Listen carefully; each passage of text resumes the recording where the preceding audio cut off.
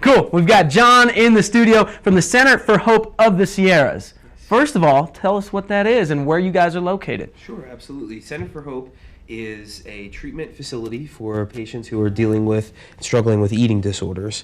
And we are located in Reno. We actually have two facilities. One is on Lakeside and the other is right off of Hunter Lake Drive on Pass Drive. So you guys deal, what we're talking about today are eating disorders more than anything. And it's common out there. It really is. Yes. And there's some signs you can look into or, notice that can potentially help somebody.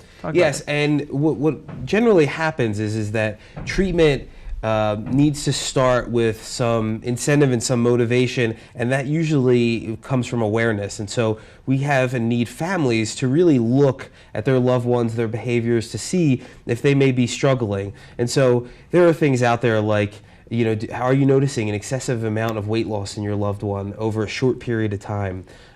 Is there a common needing to visit the restroom after every meal, and it just seems to be a frequent, regular pattern?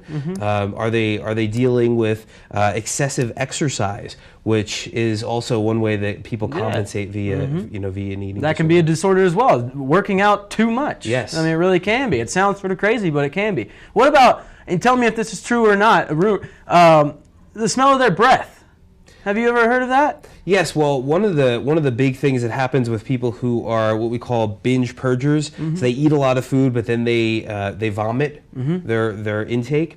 They often have issues with their teeth because of that excessive frequent vomiting and that decay of all that enamel. The bile. Yes, from the your bile, stomach, right? And so then that could lead to that. Wow, okay, bad cool. breath. So how do people get more information on the Center for Hope, and what do you guys want to really push out there to the community? Well, we want the community to have a real awareness that eating disorders are really common. 10 million people in this country suffer from eating disorders, and it is really undertreated.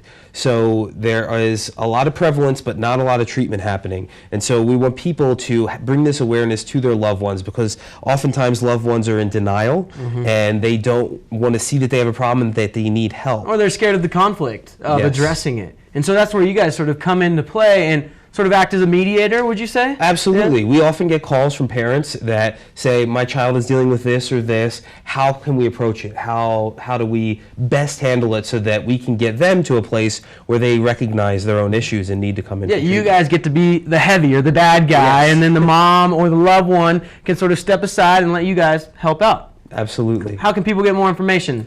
So they can go to our website, which is www.centerforhopeofthesierras.com, all spelled out. And then they can also call us at 775-828-4949. All right, easy as that. Is there a cost to this, or is it sort of like a community type?